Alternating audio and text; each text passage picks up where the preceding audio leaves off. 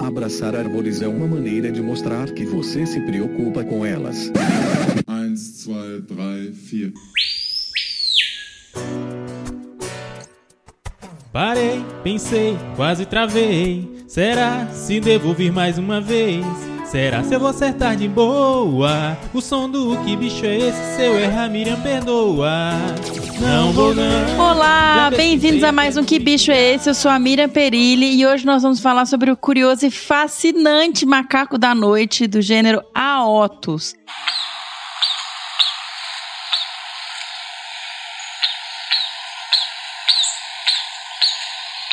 A gente vai falar do gênero de uma forma geral, não vamos entrar em detalhes demais sobre uma espécie, a gente vai pincelar alguma coisa de uma espécie aqui, outra ali, mas a gente resolveu falar realmente de uma forma mais abrangente sobre o grupo dos macacos da noite. E para falar sobre o Aotus conosco, eu conversei com o professor Dr. José Rimoli. E esse episódio ainda tem um segundo bloco, tá? Que é um bate-papo com o professor Dr. Fabiano Rodrigues de Mello sobre a 11ª edição do Primates in Peril, que é a lista dos 25 primatas mais ameaçados do planeta, que foi publicada recentemente. Lembrando sempre que esse episódio ele faz parte da série especial sobre primatas com o apoio da Rewild. Bora pro episódio?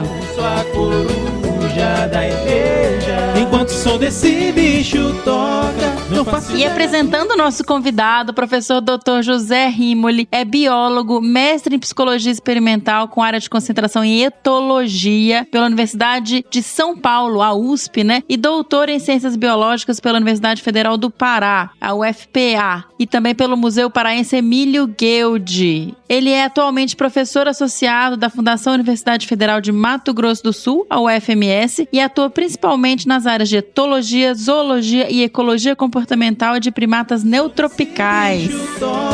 Não faço ideia do que isso seja, mas mande um e-mail e não devolverá.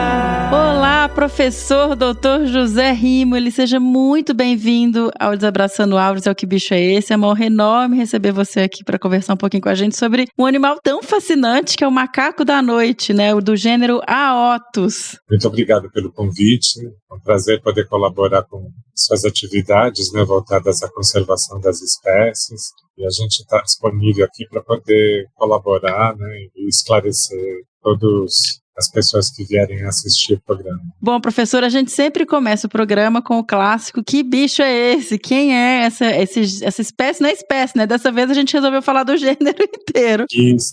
Então, quem é esse grupo aí do gênero do Aotus, esses bichos? Eles são primatas arborícolas, eles pertencem a uma família chamada família Aotidae. Eles têm essa imagem, né, de serem animais noturnos. Eles têm algumas características que são importantes, né? A primeira delas que eu gosto de destacar é em relação à monogamia. Todas as espécies são monógamas, né? Então essa organização social deles, ela evolui com esse propósito, né, dessa parceria entre os sexos na criação dos filhotes, né? A gente só vai encontrar a monogamia também explícita na outra família que a gente chama dos pitecídeos, né, que envolve os uacaris, os cuxiús, calicebos e primatas afins, né, dentro desse grupo da família pitecídeo, né. São animais interessantes, né, porque eles vivem em dosséis altos, eles usam o bosque e o subbosque de florestas decíduas, semidecíduas e matas de galeria. Existe, né, uma distribuição significativa ao longo do território nacional. Então a gente tem essa espécie que a gente chama de Aotus azarae. Ela vive na Argentina, no Brasil, na Bolívia, Peru, Paraguai. Depois nós temos a espécie que chamamos de Aotus nigriceps, que vive na Amazônia, no Mato Grosso, no Pará, em Rondônia, mas também que ocupa territórios tanto na Bolívia como no Peru. Depois a gente tem outra espécie que chamamos de Aotus trivirgatus. Também a maioria das espécies tem a sua distribuição na região amazônica, né, no bioma Amazônia.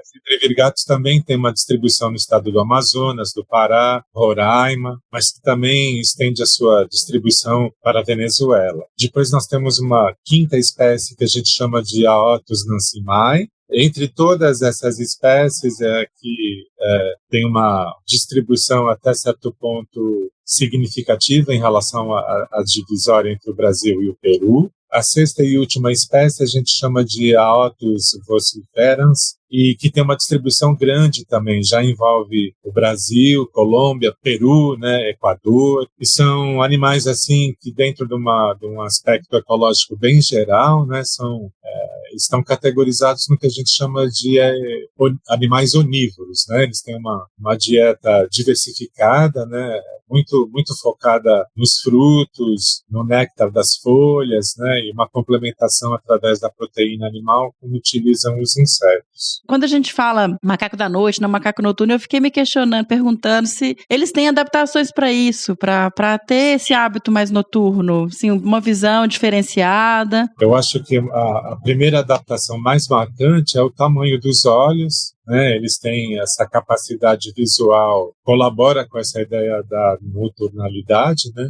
As pesquisas mais recentes têm demonstrado também essa relação que eles têm muito direcionada à luminosidade, né, desse período noturno. Então, os pesquisadores têm encontrado uma correlação positiva entre o aumento das atividades com a luminosidade desses períodos lunares diferenciados, né? Olha que legal. Principalmente, por exemplo, na lua cheia, né? Então, eles têm assim essa diversidade de atividades comportamentais muito influenciadas também por essa capacidade, né, deles poderem observar, né, dentro desse contexto noturno. Então, os olhos são grandes, eles têm essa película, né, que favorece, que a gente chama de tapetum, né, que favorece essa captação, né, da luminosidade, né, em situações dessa nocturnalidade das espécies, né. Quando a gente bate lanterna em animais e o olho reflete, é um reflexo dessa película, né? Na maioria dos predadores, né, a gente vê muito isso em felinos, canídeos, né?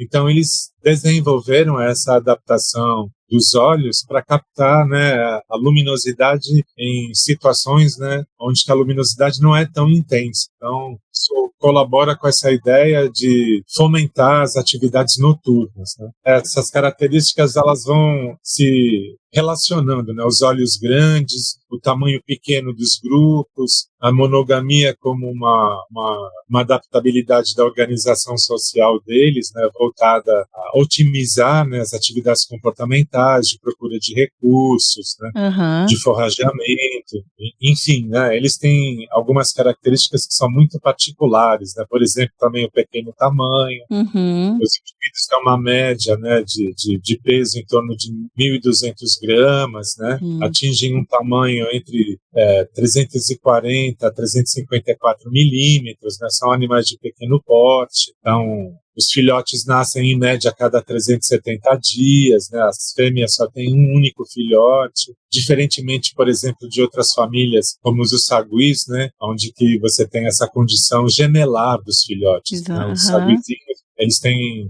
normalmente gêmeos, né? Diferente de outros grupos onde o filhote único é o padrão, né? E de maneira assim bem abrangente, né? Eles têm essa capacidade, o que favorece, né, essa especificidade, né, do uso de apno. São animais que são chamados de macacos da noite, macacos coruja, e a gente vê que a maioria, né, da frequência das atividades, elas estão relacionadas a essa diferenciação da luminosidade, né? Então eles usam muito o lusco-fusco, né? O início da noite, o final da noite com o nascer do dia, e isso está muito relacionado, né, o tipo de atividade dentro dessa condição. Você mencionando a questão da monogamia, que eu achei interessantíssimo, e isso faz com que os grupos sejam bem pequenos, né? O casal com o filhote só, né? Os filhotes das últimas ninhadas, né? Sim. E é um mecanismo interessante, né, de divisão, né, de atividades do casal reprodutor, né? De maneira muito similar a outras espécies de primatas, esses indivíduos do grupo, quando atingem a maturidade,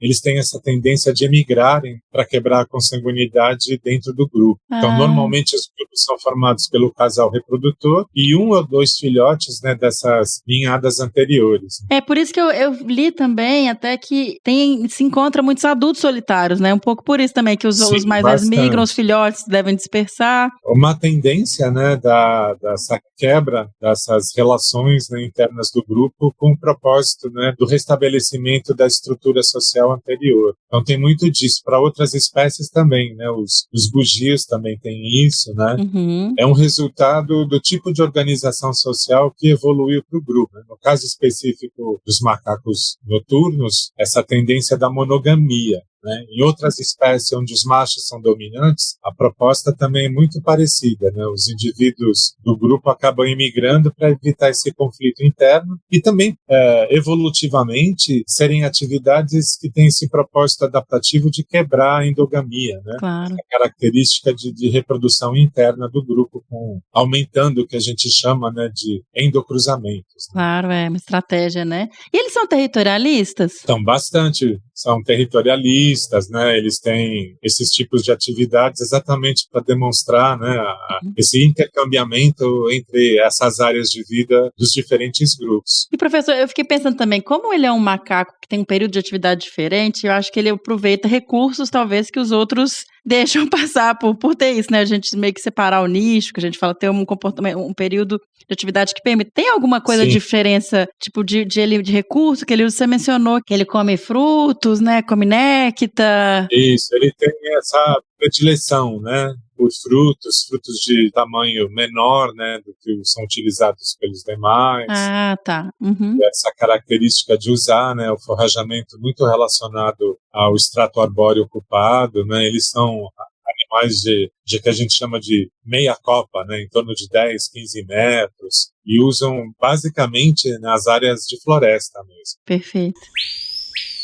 Professor, uma coisa que eu até pulei aqui, que eu queria ter te perguntado lá quando a gente estava descrevendo primeiramente a espécie, é uma questão que eu vi também, que existe uma variação na pelagem do pescoço deles, e que parece que divide até geograficamente, né? Margem direita do Amazonas, margem esquerda. Como é que é isso? Então, tem muito a ver, né, com essa separação dos grupos, né, em função principalmente do interflúvio dos rios, né? A gente tem muitos exemplos disso dentro da distribuição geográfica de várias espécies, né? Então, a margem direita do rio normalmente abrange, né, uma espécie, a outra margem esquerda ela é ocupada por outras espécies, e a gente pensa sempre que essa distribuição ela parte da premissa que ela deve ter ocorrido através de um ancestral comum e que favoreceu esse tipo de distribuição, né? E a gente discute muito essa distribuição relacionada ao critério da espécie. O que é uma espécie? Porque, por exemplo, no caso do Aotus azarae, até bem pouco tempo atrás, ele era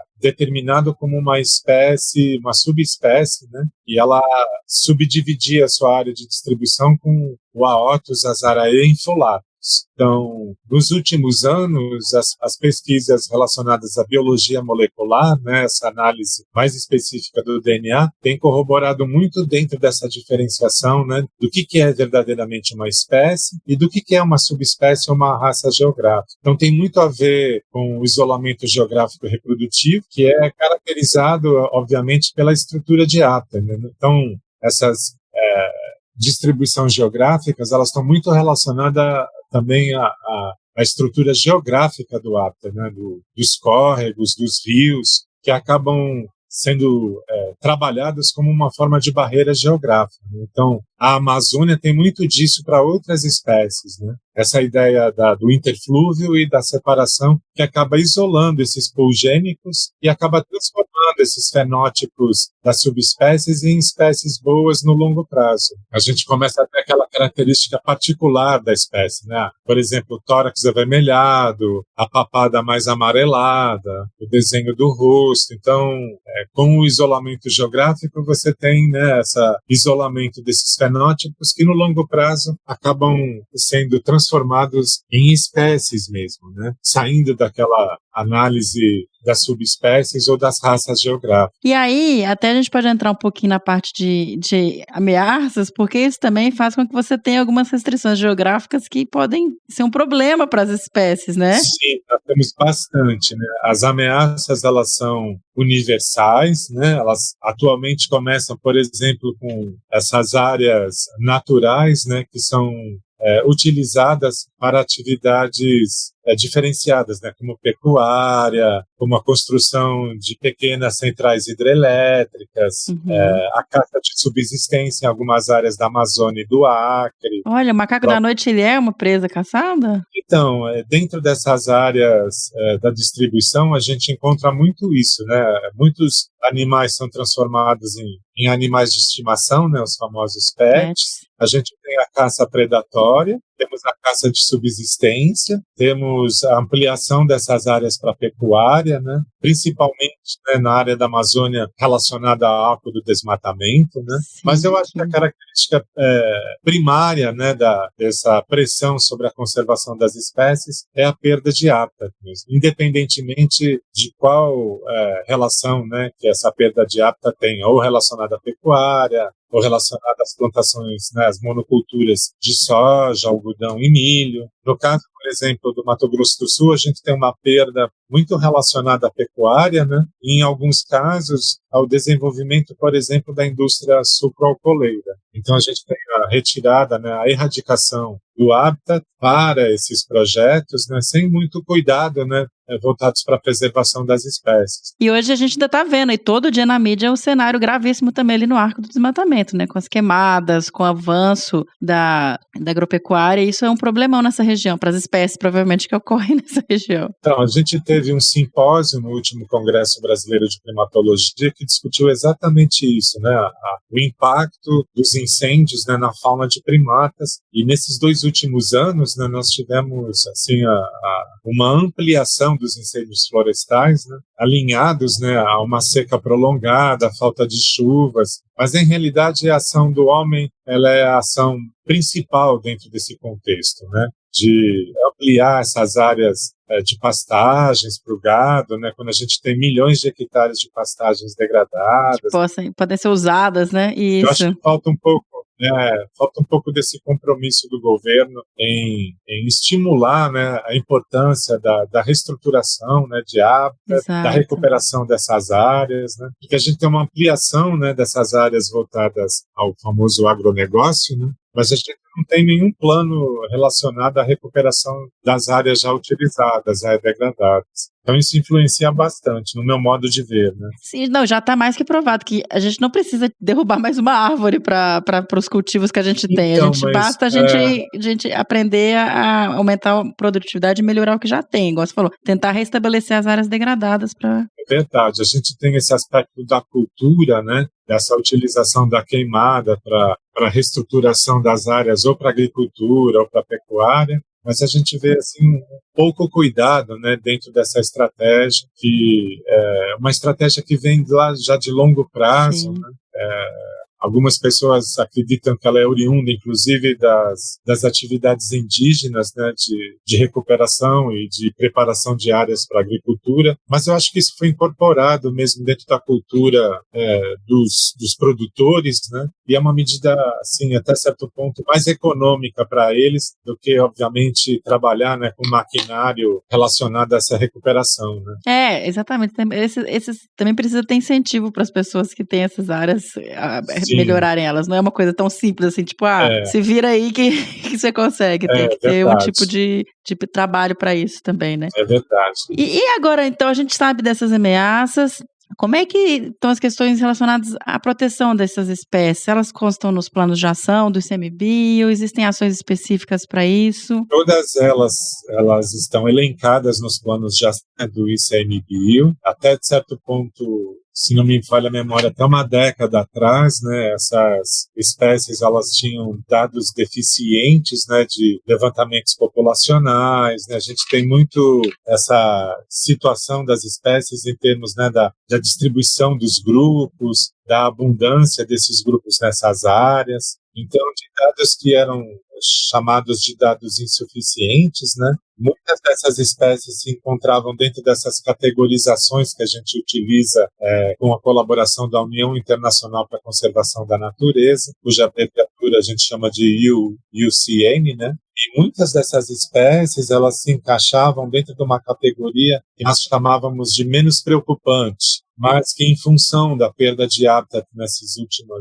décadas, né, dessas 3 últimas décadas, elas começaram a mudar de categoria, né, e a gente tem, por exemplo, tanto a Otus azarae como outras espécies dentro dessa nova categoria que a gente chama de vulnerável. Então, essas espécies, no meu modo de ver, deixaram, né, de se encontrarem numa situação menos preocupante, onde que a gente tem, né, a espécie reproduzindo, vivendo nessas áreas isoladas, mas com a pressão antrópica, tanto para o agronegócio, para a indústria madeireira e as monoculturas, né, é muito difícil dentro desse novo contexto, né, onde que as commodities, elas gerenciam, né, esse modelo econômico. Então, essas espécies, né? Exatamente. Elas passaram, né, a mudar dessas categorias. Até certo tempo atrás, elas estavam até certo ponto dentro dessas condições mais estáveis, e os dados mais atuais nos mostram exatamente o contrário, né? Uma grande perda de hábitat, com as espécies ficando isoladas nesses fragmentos, né? Porque o novo contexto ecológico comportamental delas está relacionado ao que a gente chama de fragmentação de hábitat. A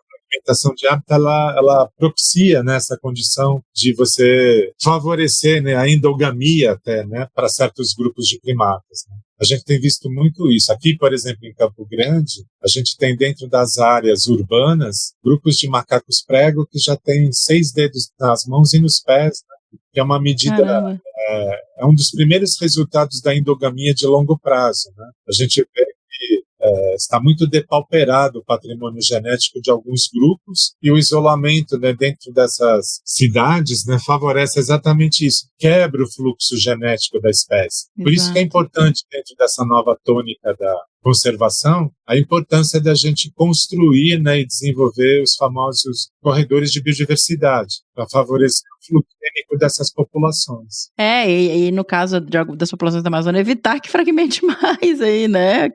Então, essa área, a área do que a gente chama de arco do desmatamento, é uma das áreas mais atingidas, né, nesses últimos anos, que, obviamente, né, elas promovem uma grande degradação, né, e uma utilização até certo ponto desgovernada desses ambientes, né? Isso colabora exatamente com essa tendência, né, das espécies ficarem isoladas, da perda do fluxo gênico das populações, né, e que no longo prazo acaba acarretando esses problemas que podem levar à extinção, né, dessas espécies. Sim, que são muito mais difíceis de reverter, né? Isso Sim, que é o complicado. E você chegou a mencionar essa questão que quando foram feitas avaliações, que era deficiente de dados ainda, né? E por mais que agora já tenha mais informação, quando eu fui estudar até para fazer esse episódio, eu vi que tem pouca coisa. Foi um dos motivos até da gente escolher. Eu falei, vamos fazer para o gênero inteiro, porque eu acho que a gente consegue falar melhor. Então, eu acho que o que falta mesmo é uma certa motivação, né, por parte dos pesquisadores mais jovens de desenvolverem trabalhos relacionados à ecologia e ao comportamento dessas espécies, né, visando, num primeiro momento, o entendimento, né, da situação das espécies nessas localidades e, obviamente, num segundo momento, o desenvolvimento de estratégias de conservação, de manejo, né, de translocação de alguns grupos para novas áreas,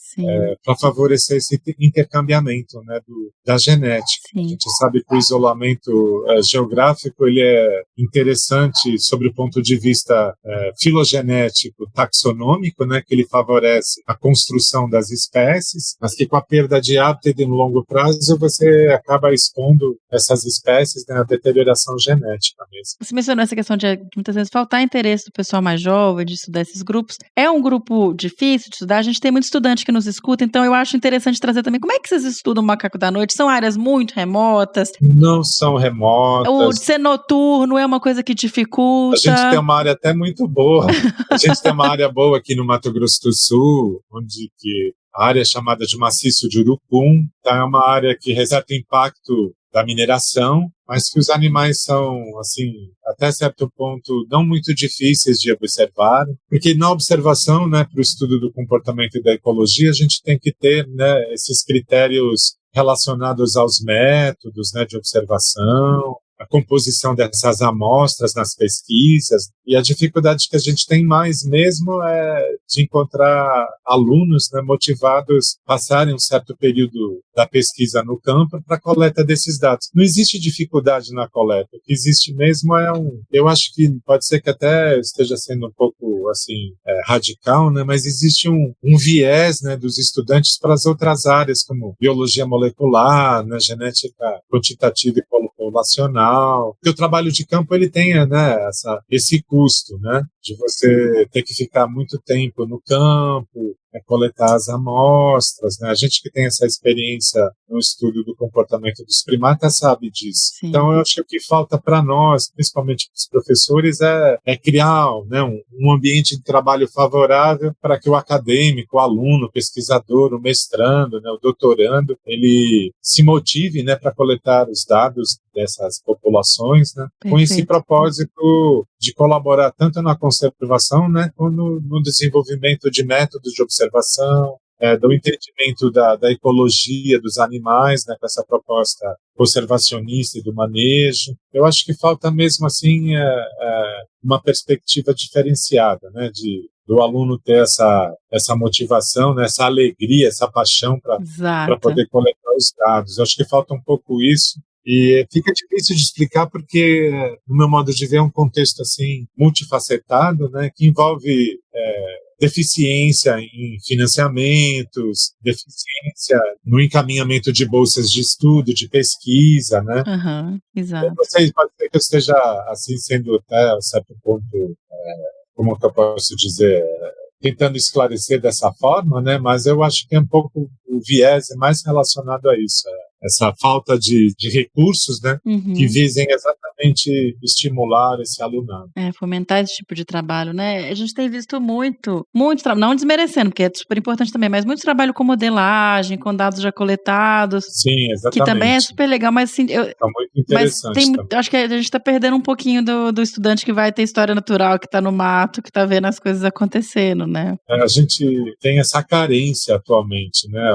Porque o trabalho de campo, de observação, ele é diferente dos outros tipos de trabalho de campo, quando essas amostragens elas podem ser, né, assistemáticas, pontuais, né? Então, o trabalho de campo observacional, principalmente dos primatas, né, tem esse tipo de tendência de você ter que, pelo menos, ficar, né, uma carga horária, trampo. Pelo menos uns 5 dias de observações, né? Porque você vai ter que ter uma amostragem comparativa com os demais trabalhos. Contando seu dia em minutos, né, em bloco. Exatamente, é verdade. E no caso do macaco da noite, ele habitua também? Como é que faz para observar de noite, com lanterna? Como é que... Só questão de você encontrar o grupo, né? A gente tem uma colega que está fazendo o levantamento das populações de primatas no maciço de Urucum, né? Ela já chegou até a fotografá-los, né? Então, eu acho que é um custo, mas é um custo benéfico de você, porque a habituação, a gente sabe que é aquela resposta dos organismos, né, à presença do observador. Sim. Então, ela é necessária para que os animais se comportem de forma a não enviesar os dados, claro, né, mudar o comportamento na presença do observador, mas acho que o que falta mesmo é exatamente isso, a disponibilidade desses novos pesquisadores, né, de se envolverem com esses trabalhos. Estão ouvindo aí, né?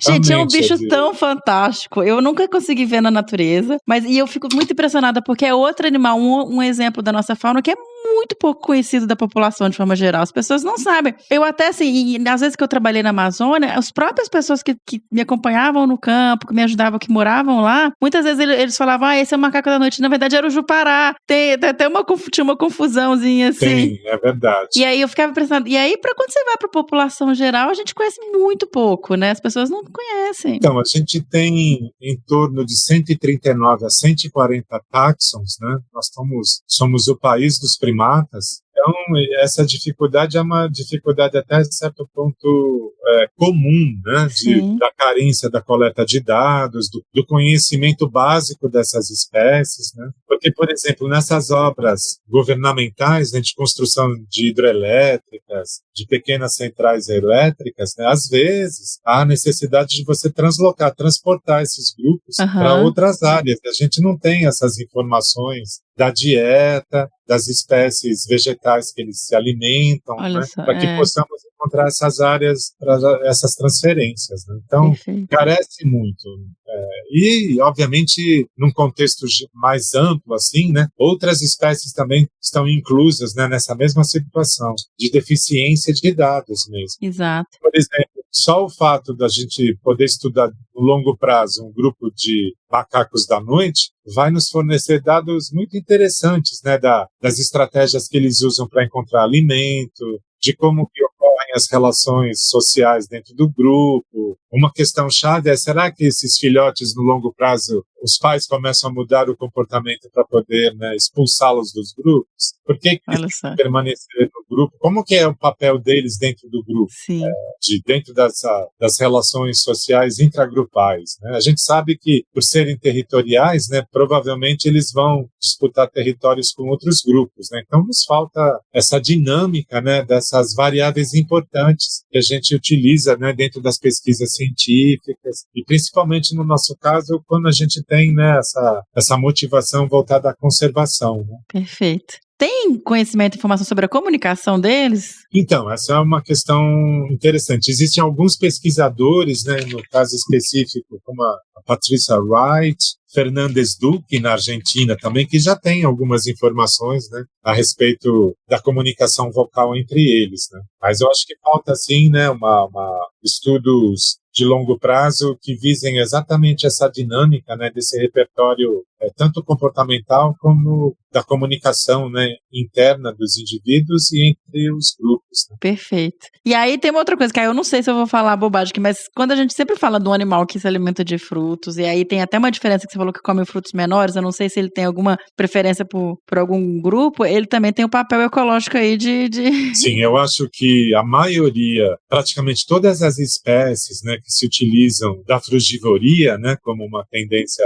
alimentar, tem esse papel de dispersor de sementes, né, de formadores de florestas. Então existe, né, essa frequência do uso desse tipo de recurso, que muitas vezes pode caminhar para a predação da semente, mas que na maioria dos casos a gente sabe, né, que os estudos têm demonstrado que a dispersão de semente ela tem um propósito bem maior, né, e que nos mostra, né, que essas espécies elas evoluíram juntas, né. Existem muitas espécies de plantas que acabaram evoluindo com o propósito de atrair os dispersores, né, e os primatas estão inclusos dentro desse grupo. Sim. A gente tem muitas informações na literatura, onde que em muitos casos eles colaboram, né, com a germinação, com a importância de passar, né, pelo trato digestório deles. Perfeito. Tem gente trabalhando agora com o macaco da noite? Tem uma linha aí? Então, tem uma colega nossa, né, que trabalha em Corumbá, no Mato Grosso do Sul. Tá. Ela tem um projeto de longo prazo, né, então o propósito dela é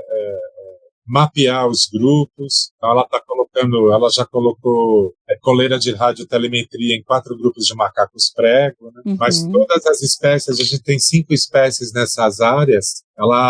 O objetivo do trabalho dela é exatamente esse, fazer um mapeamento dos grupos nessa área de impacto da mineradora, né? Maciço de Urucum. Então, a princípio, seria a pesquisa mais voltada para esse reconhecimento, né, da distribuição geográfica, da distribuição no extrato arbóreo, né? Assim, dentro de uma premissa, de uma análise mais ampla, né, dessa sobreposição de áreas e de nichos ecológicos das espécies. Mas aí está incluído o Aotus no meio. Sim, então, são 5 espécies, né? Os macacos da noite, os sauás, né, o Plecturocervus palensis, os bugios pretos, né, o Alauata caraia, os sapajos caia, os macacos prego, e os micomelanuros, né, os saguis do rabo preto, que também estão inclusos dentro dessa amostragem maior. Ah, que legal, que interessante isso. Bom, professor, eu acho que agora foi isso, né? A gente é uma espécie que o pessoal aí que está nos escutando, um monte de estudante, olha para ele. Espero que eles fiquem motivados, não é difícil,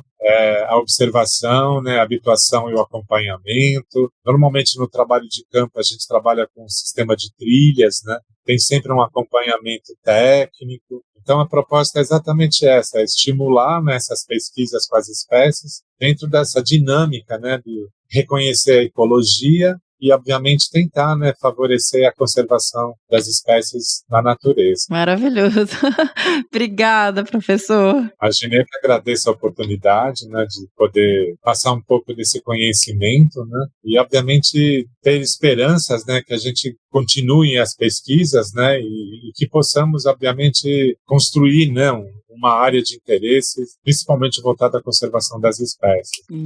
Isso mesmo, e parar um pouquinho esse desmatamento louco, né? Então, a gente tem essa esperança também, né? Vamos ver como é que vai ficar agora no futuro, né? As políticas governamentais voltadas a esse novo contexto, né? Do desenvolvimento, né? E quem sabe a gente consiga mudar essa dinâmica.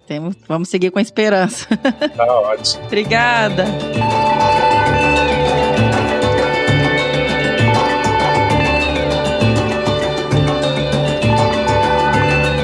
Depois de aprender um montão aí sobre os macacos da noite, sobre o gênero Aotus, eu vou chamar agora aqui o nosso querido professor Dr. Fabiano Rodrigues de Mello. Olá, Bião, seja muito bem-vindo ao Que Bicho é Esse? A gente tá sentindo saudades de você aqui, conversar um pouquinho conosco. Ô, minha querida Mirinha, fala, galera, que saudade que eu tava também, obrigado mais uma vez pelo convite, pela oportunidade, também nessa fase aí de falar fanho, época do ano, rinite, sinusite.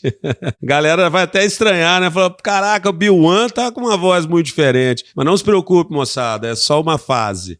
Aqui, eu também tô com essa voz rouca, fanha, com umas tosses no meio da gravação. E criançada toda nesse ciclo aí maluco de viroses e resfriados. Muito doido. Mas vamos que vamos, né, Bião? O que você conta de novo pra nós agora? O que a turma precisa saber? Eu quero que você nos conte. Eu vi que recentemente foi liberada a 11ª edição da lista das 25 espécies de primatas mais ameaçadas do mundo, né, Bião? Sim. Foi agora em Quito, né? Agora sim, já tem 10 meses, né? Parece pouco, mas já tem 10 meses que a gente escolheu, né, esses 25 primatas mais ameaçados do planeta, mas a lista oficial com a publicação foi só lançada agora, final do mês de agosto, né? No congresso que teve em Sinop, o Congresso Brasileiro de Primatologia, que foi feito em Sinop, no Mato Grosso, e a gente, então, oficialmente, com um grupo de especialistas de primatas, coordenado pelo nosso querido Russell Mittermeier, né, já entrevistado aqui no Desabraçando Árvores, né, quem quiser, vai lá, ouve um pouquinho da vida, da história desse herói da conservação que é o Russ. É um cara sensacional, um parceiro. Inclusive, essa série de primatas está sendo patrocinada pela Rio Wild, né? Então a gente agradece ele sempre pela oportunidade. E aí a gente lançou o livro oficial, que eu espero que você consiga aí colocar o link para a galera fazer download. É gratuito, moçada. Aproveitem, dê um download lá, porque tá muito bonito o material, né, Mirinha? Tá muito bonito, muito bonito. E eu queria até, antes da gente trazer um pouquinho até dos resultados dessa edição, que você contasse como que é feito, Bião. Você falou que foi realizado em Quito, que vocês tiveram essa reunião e lá foram discutidas as novas espécies. Como é que é esse processo?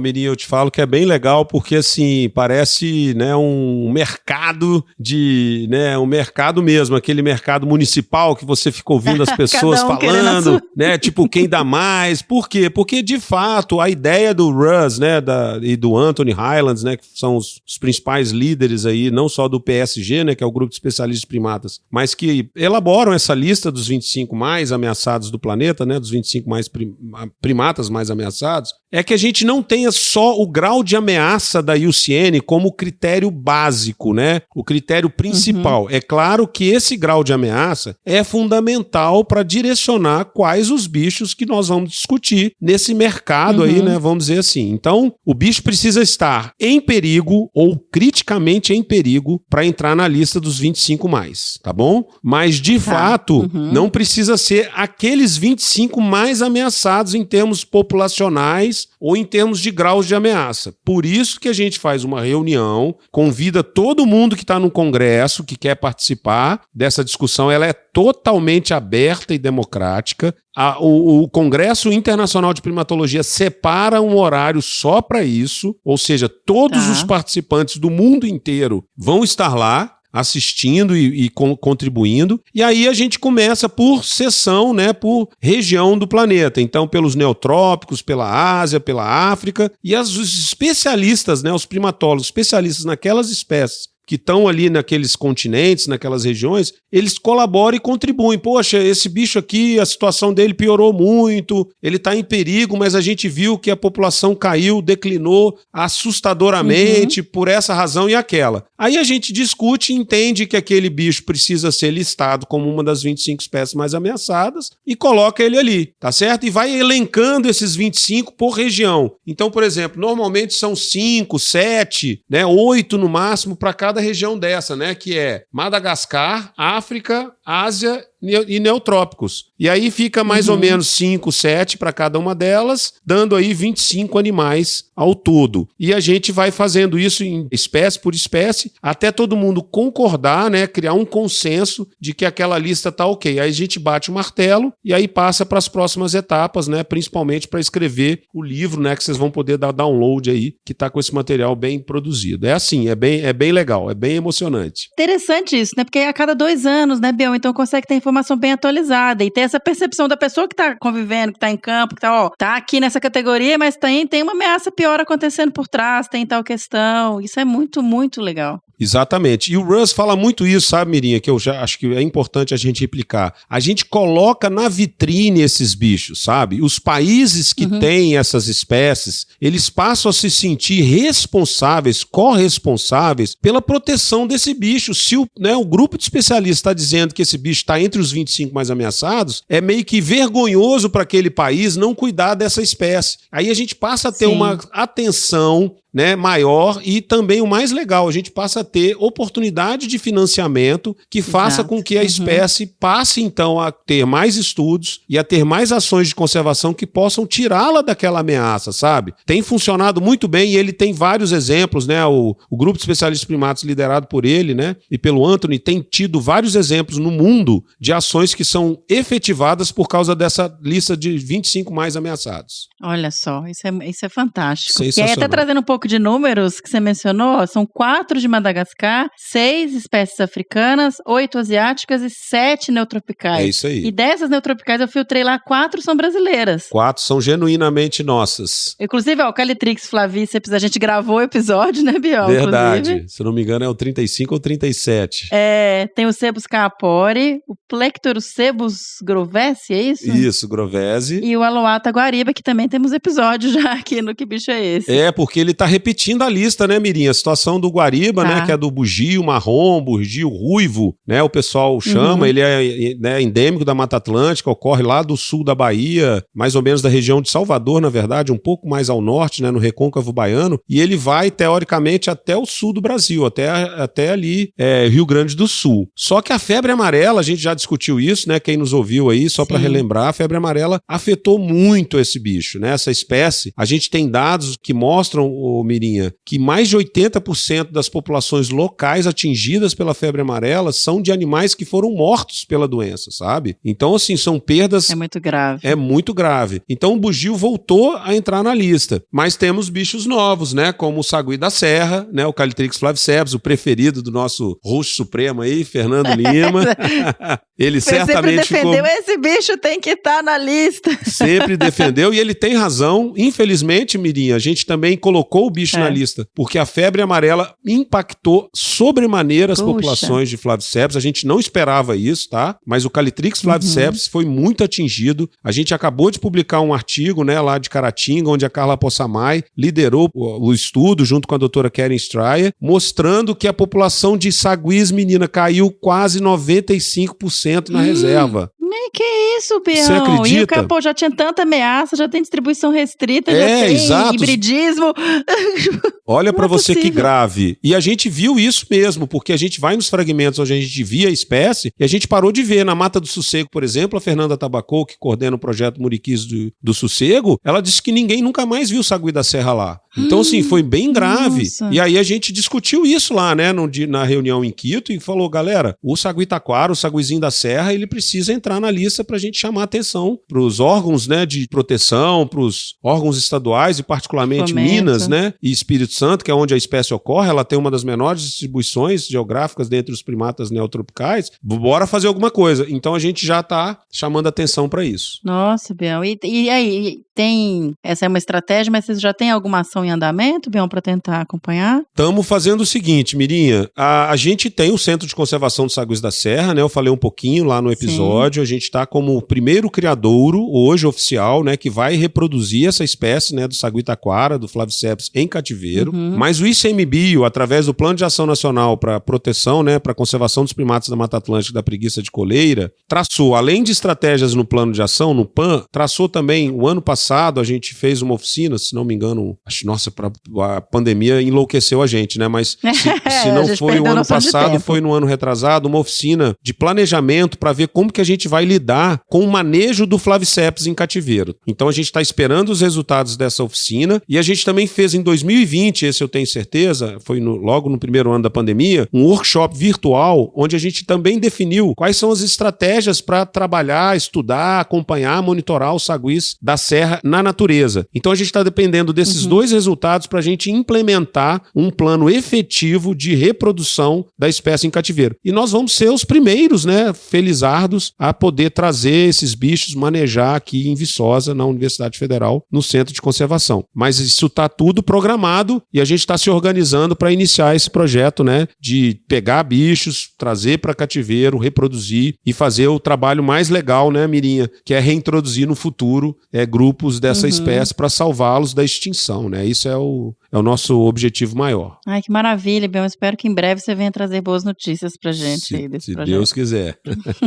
E o Grovese, ele entrou também agora, né? Entrou agora, ele é uma espécie recém-descrita, né? Nós descrevemos ela em 2019, um trabalho liderado pelo Jean Boubli, né? Que é pesquisador brasileiro, mas que está na Inglaterra, na Universidade de Salford, na Inglaterra. E a gente descreveu a espécie lá no Mato Grosso em 2019, é um bicho novo para a ciência, né? Então a gente está falando de apenas 3 anos que a espécie foi descrita, né? Pela ciência. É o Titi? É o Titi, e a gente chama ele de Zog-Zog do Mato Grosso. Foi um nome, porque até hoje ele só tem ali no Mato Grosso, no norte do estado, ali perto daquela região de Sinop até Alta Floresta, Paranaíta. Ele segue a margem esquerda do rio Teles Pires, porque a margem direita é o Zog-Zog de Vieira, né? Que é o Vieirai, que é o Plectorocephalus vieirai, a espécie que é parapátrica, né, que a gente chama, ou seja, que ocorre lado a lado com o Zog-Zog do Mato Grosso. E a gente viu nas nossas andanças lá, eu trabalhei muitos anos lá, e aí a gente ajudou com esses dados de monitoramento e densidade dessa espécie, Mirinha, e ele tem baixa abundância, assim, sabe? É um bicho que está hoje em baixa abundância, ocorre numa região que é o arco do desmatamento, ou seja, onde a gente está tendo a maior concentração de perda de floresta, então o bicho está muito ameaçado, né? Como ele é exclusivo do Mato Grosso, a gente fez questão de fazer o lançamento da lista lá em Sinop, que foi ótimo, porque chamou a atenção da mídia local. Você precisa ver o efeito que deu isso. A mídia local, mídia regional, todo mundo replicou. A gente fez um movimento bem legal e aí a gente espera com isso, inclusive, criar, né, áreas de proteção para essa espécie lá em breve. E enquanto vocês estavam lá, eu lembro que eu fiquei acompanhando o evento, vocês ficaram impressionados com o cenário que vocês viram, né? De fumaça, de degradação. Mirinha. Com o drone, eu lembro que você estava tentando fazer vídeo com o drone e estava deprimidíssimo com tudo que está acontecendo ali, né? É muito grave. Nossa, Mirinha, eu vou te falar que parte dessa minha rinite brava, que misturou com sinusite, eu trouxe de lá por causa do ar seco, que já é comum nessa época, mas eu fiquei horrorizado, porque eu morei muitos anos no sudoeste de Goiás, por exemplo, onde a gente tem uma temperatura sempre mais alta no inverno do que a média e um clima bem seco, né, e fica aí 3, 4 meses sem chover, ok, eu já estava acostumado com aquela umidade baixa, mas lá tem um agravante da fumaça de incêndio da floresta. É uma coisa que eu jamais imaginaria, Mirinha, que era real, porque eu nunca tinha vivenciado isso. E nós chegamos,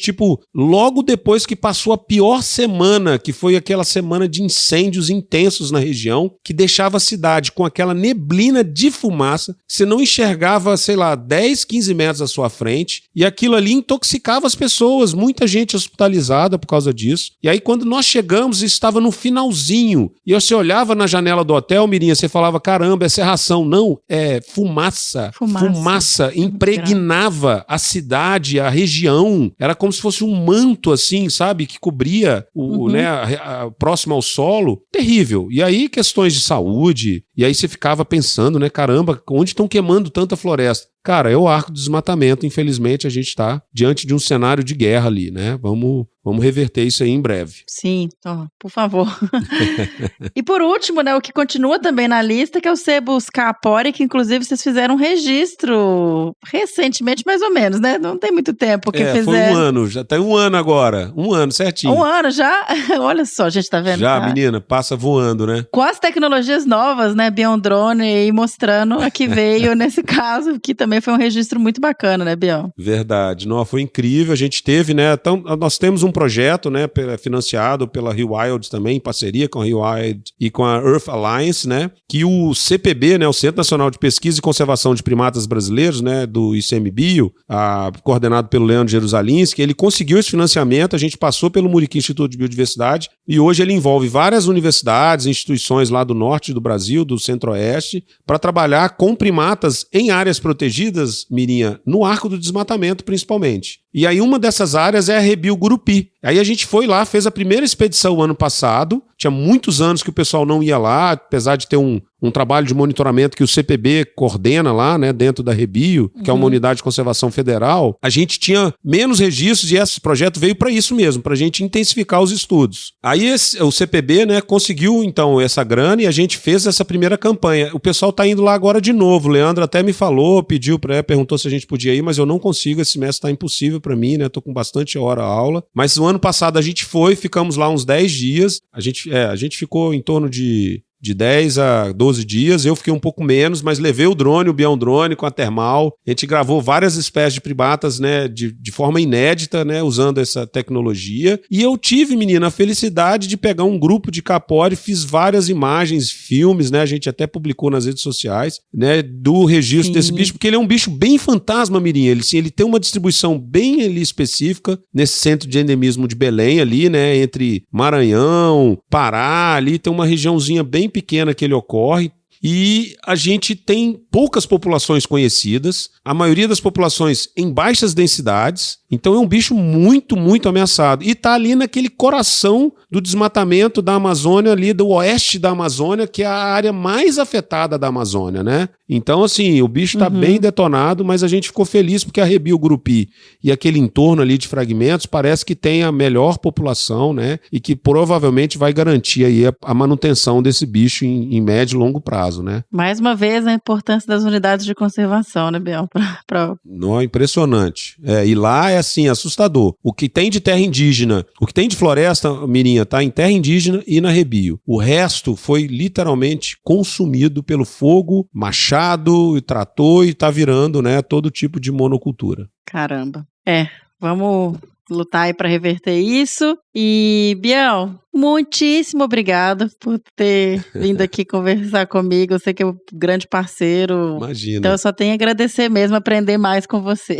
Que isso, prazer todo meu, né, menina? Você sabe disso, estava morrendo de saudade, sei aí dos momentos que a gente vem passando, e principalmente, igual você falou, né, cara, momentos de inverno aí, de doença, de sacrifícios, crianças na escola, a gente sabe como é que isso funciona, então o importante é que a gente tá aí na luta, né, e o Desabraçando tá aí mais vivo do que nunca. O que bicho é esse? E a gente precisa fazer essas pessoas, né, o brasileiro, conhecer seus bichos, respeitar seus bichos, de aprender a lidar com eles, né? Então, o trabalho de vocês é fundamental e eu tô aqui para isso, para colaborar no que for preciso. Obrigada, só tenho que agradecer. Valeu, querida. Beijão. Valeu, turma.